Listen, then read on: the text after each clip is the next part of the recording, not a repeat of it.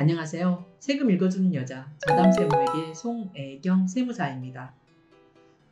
요즘이 장마철이라 혹시 여러분이 계시는 곳에는 장마 피해가 없는지 굉장히 걱정이 됩니다.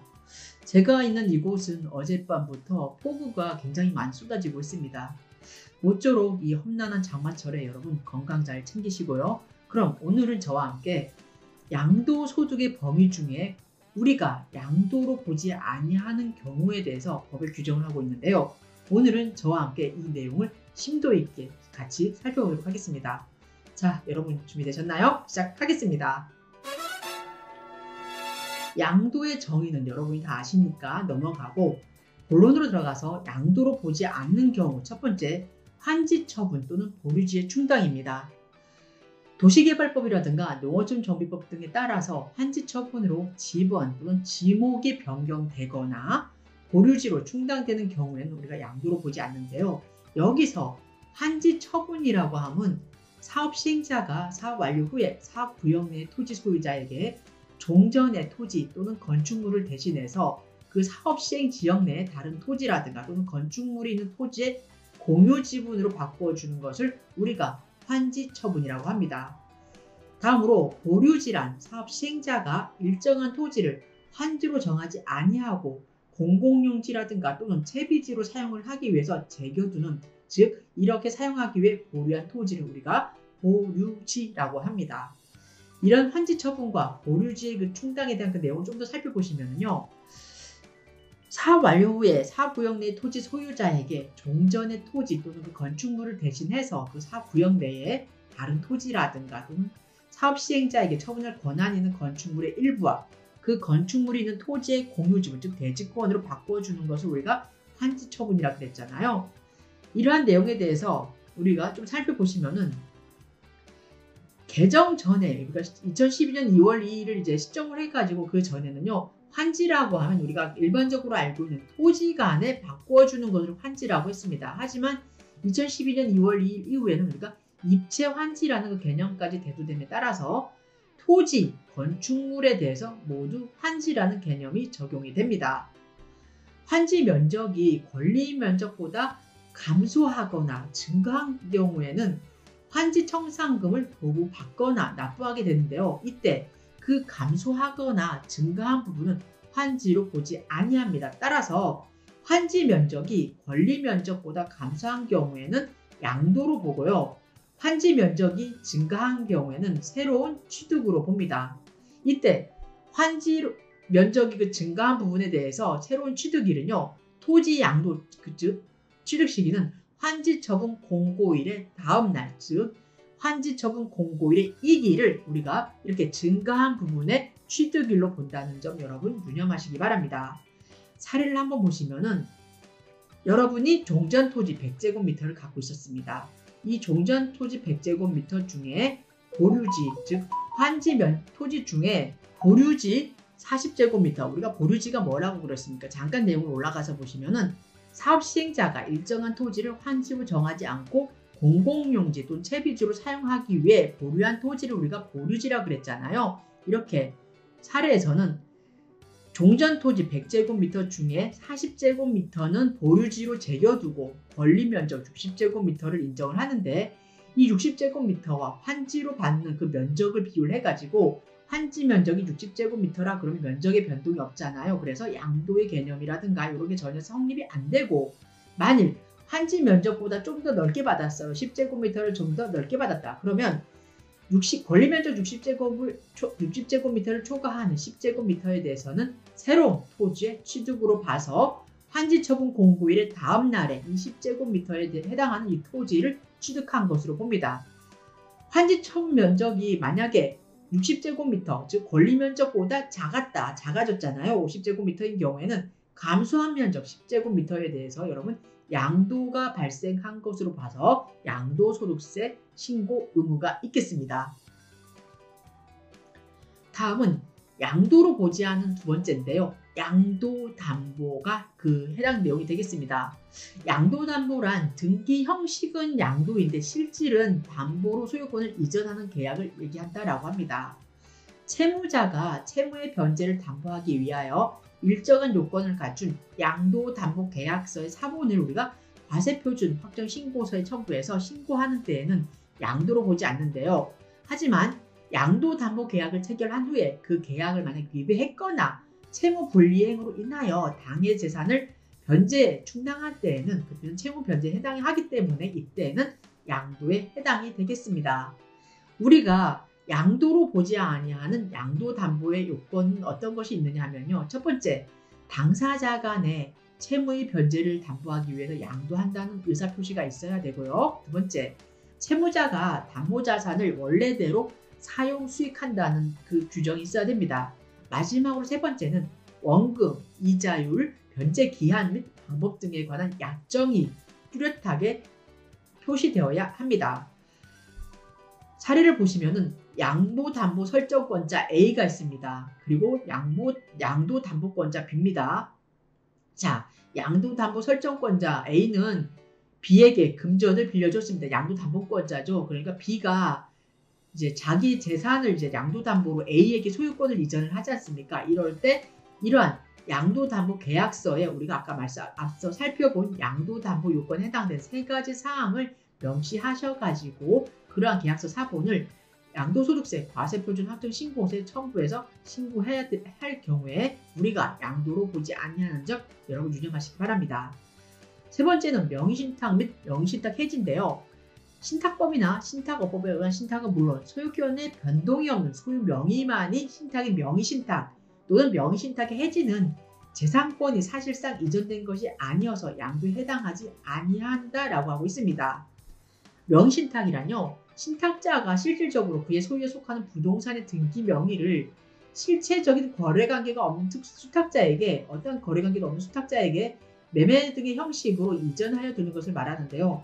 여러분도 아시는 바와 같이 1996년 7월 2일 이후부터는 우리가 실명법이죠. 부동산 실권리자 명의 등기에 관한 법률에 따라서 토지라든가 건물에 대한 명의신탁은 불법이지 않습니까? 이러한 명의신탁에 대한 그 사례를 한번 보시면은 자, A, B, C 이렇게 3자의 이해관계인이 있습니다.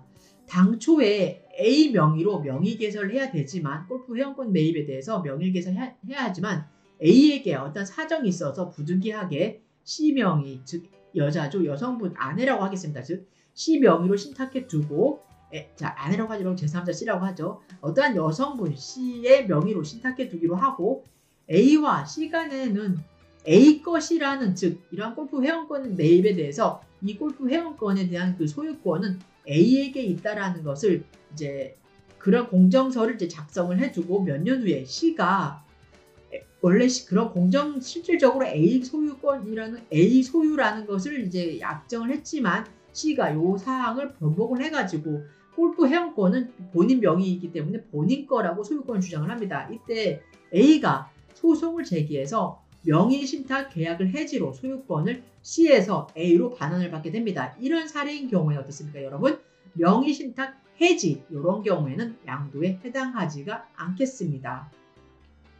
네 번째는 원인 무효에 의한 소유권 환원입니다. 내용을 잘 보시면요. 매매 원인 무효의 소송이 무조건 중요해요.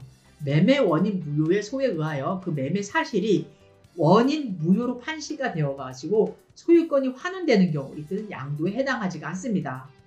매매 등 계약이 무효이거나 취소 또는 해제된 때에는 아직 원상 회복되지 않고 있더라도 양도소득세 과세 대상인 자산의 양도에 해당되지 아니한다는 대법원 판례가 있습니다.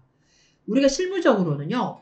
매매 대금의 청산이 완료된 후에 합의 해제로 인한 소유권이 원소유자에게 환원되는 경우에는 이때는 당초 소유권의 이전 및 합의 해제로 인한 그 소유권 이전은 각각의 별개의 거래로서 양도소득세 과세 대상입니다. 우리가 원인 무효에 의해서 소유권이 환원된 경우, 이 경우에 양도에 해당되지 않기 위해서는 반드시 어떻게 해야 된다? 매매 원인 무효의 소에 의하여 그 매매 사실이 원인 무효로 판시가 되어가지고 소유권이 환원되는 경우에만이 어떻습니까? 이렇게 양도에 해당하지 않는다는 뜻입니다.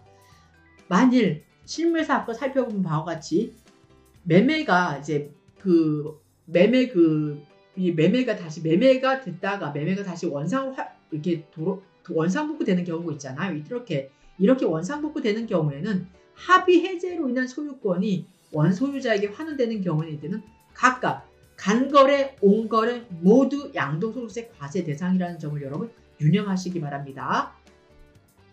다음은요. 5번째입니다. 이혼에 따른 재산 분할입니다. 여러분. 이혼에 따른 위자료는 여러분 아시는 바와 같이 유상거래이기 때문에 양도고요. 이혼에 따른 재산 분할은 양도가 아니에요. 내용을 보시면 이혼자 일방의 재산 분할 청구에 의하여 즉 민법의 규정에 의하여 재산을 이전하는 것은 당사자 쌍방이 혼인기간 중에 상호 협력으로 이룩한 공동소유의 재산의 그 청산을 주된 목적으로 하는 것이기 때문에 공유물의 분할 또는 잠재화되어 있는 지분권의 현재화에 지나지 않기 때문에 우리가 양도로 보지 아니한다라고 해서 이혼에 따른 재산 분할입니다. 여러분 위자료가 아니에요. 재산 분할은 양도가 아닙니다. 과세관청에서는 우리가 재산 분할 청구권을요. 혼인일 이후부터 이혼일 전까지 그 기간 중에 그러니까 혼인하고 나서 이혼 전까지 그 기간 중에 형성된 재산에 대해서만 적용이 되고 이에 따른 재산 분할은 우리가 양도라든가 증여 어디에도 해당되지 않는다라고 하고 있습니다. 다음은 공유물 분할입니다. 여러분. 자, 공유물 분할에 대해서도 역시 양도로 보지 않는데요. 공동 소유의 토지를 소유 지분별로 단순히 분할하거나 소유 지분의 변동 없이 단순히 재분할하는 경우에는 우리가 양도로 보지 않습니다.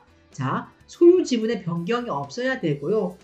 공유 지분의 토지를 우리가 공동 소유의 지분이죠. 공동 소유의 토지를 소유 지분별로 단순히 분할하는 경우에만 양도에 해당하지 아니하고요. 하지만 공유물 분할 시 소유 지분이 변경되는 경우에는 우리가 유무상의 이전 여부에 따라서 유상으로 이전이 됐다 그러면 양도소득세, 무상으로 이전됐다 그러면 증여세가 과세됩니다. 공유물 분할인 경우에도 단순 분할 그리고 소유 지분 변동이 없는 재분할인 경우에만 양도에 해당하지 아니한다는 점 한 번 더 유념하시기 바랍니다. 대법원에서는 공유물 분할은 공유자 상호 간의 지분의 매매 또는 교환으로 볼 것이나 지분권을 분할로 인하여 그 소유 형태가 변경될 뿐이어서 양도로 볼 수 없다라고 해서 역시 공유물 분할에 대해서도 양도로 보지 않고 있습니다. 사례를 한번 보시면요. 갑과 을은 토지입니다. 토지 1000제곱미터를 공동으로 소유하고 있었습니다. 그런데 갑과 을은 이제 서로 협의를 해가지고 그래 우리가 공동으로 1000제곱미터에 대해서 이 토지를 갖고 있었는데 이거를 우리가 지분을 단순 공유물로 분할을 하자라고 해서 갑 500제곱미터, 을 500제곱미터 이렇게 단순히 공유물을 분할할 경우는 어떻습니까? 양도에 해당하지 않습니다. 하지만 만일 1000제곱미터에 대해서 갑과 을이 공동으로 소유하고 있던 이 땅을 갑이 400제곱미터, 을이 600제곱미터 뭔가 좀 이상하잖아요. 이럴 경우에는 소유 지분이 변경이 됐지 않습니까? 그럴 경우에는 만일 갑이 감수한 1000제곱미터 중에 이제 500제곱미터를 갖고 갔어야 되는데 400제곱미터를 갖고 감으로 인해서 지분 1000제곱미터가 감소했지 않습니까? 그러면 이 1000제곱미터에 대해서 양도라든가 증여가 이루어진 걸로 봐서 갑에게 양도소득세를 부과하든가 무상으로 이전됐다 그러면은 수중자 을에게 증여세가 부과되도록 하겠습니다. 그리고 을은 2100제곱미터에 대해서 새로운 취득으로 보게 됩니다. 다음은요. 토지거래 허가구역 내로서 허가받지 않은 경우입니다. 우리가 여러분도 잘 아시겠지만 부동산 거래 등에 관한 그 법률에 따라 가지고 토지거래 허가를 받기 전 또는 토지거래 허가구역에서 해제되기 전까지는 우리가 양도로 보지 않습니다. 판례의 그 동양 내용을 좀 보시면은요. 토지거래 허가구역 내의 토지를 허가 없이 매도한 경우 그 매매계약 및 전매계약이 무효라고 하더라도 소유권 이전 등기가 말소되지 아니한 채 남아있고 매매대금도 매수인 또는 제3자에게 반환되지 아니한 채 그대로 보유하고 있을 때에는 우리가 예외적으로 여러분 매도인 등에게 양도소득세를 과세할 수 있다라고 해서 기존 판례 일부가 변경되었습니다. 판례 등에 대한 그 불복 사례 중에 우리가 좀 최근에 이제 많이 최근도 아니죠. 이제 기존부터 있었던 내용인데 제가 최근에 읽었던 내용이니까 여러분에게 잠시 소개를 해드리면요. 우리가 잔금을 이제 원래 우리가 양도라고 하면 우리가 보통 이제 일반적으로는 소유권 이전 등기, 즉 소유권 이전 등기라든가 잔금 지급일 중에 빠른 날을 우리가 양도일로 보잖아요. 그런데 경우에 따라서는 소유권을 넘겨줬지만 잔금을 다 이제 납부하지 않은 경우도 있고, 그리고 뭐 소유권을 이전하지 않은 상태에서 대가의 대부분이 다 넘어간 걸로 봐야 하는데, 그 대가 중에 한 0.2% 정도가 이제 남아있는 경우, 과연 우리가 이때 양도가 이루어졌다고 볼 수 있는지 없는지에 대해서 분쟁이 있었거든요. 이에 대해서 이제 대법원에서 정리한 내용인데요. 소액의 잔금을 남겨둔 경우에 유상이전을 볼 수 있는지 없는지에 대해서 보시면은 사회 통념상 대금의 거의 전부가 지급되었다라고 볼만한 정도의 대금 지급이 이행되었다, 그러면 그때는 유상이전에 해당된다라고 하고 있습니다. 즉 소소한 금액만이 남아있어가지고 경우에 따라서 우리가 고의적으로 이제 납세자분이 양도소득세 그 부담을 경우에 따라서 연수를 달리해서 다음 해로 넘겨야 될 경우에 그 잔금의 일정 부분, 굉장히 소액만을 남겨두고 그 지급 기한을 연기하는 경우가 있거든요. 이럴 경우에도 과연 양도를 그 소액 지급이 지불된 그 기간 이후로 이연돼야 되는지, 아니면 잔금이 거의 대부분이 다 진행된 그 시점에서 양도가 있었다고 보아야 하는지에 대해서 대법원이 정리한 내용입니다.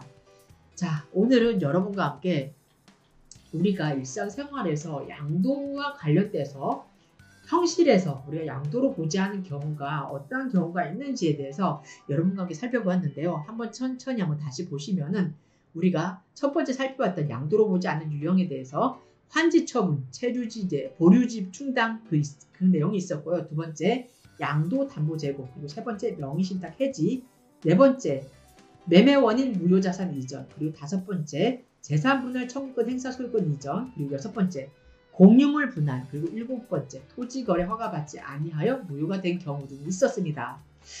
이상의 내용이 여러분에게 많은 도움이 되었으면 좋겠습니다. 감사합니다.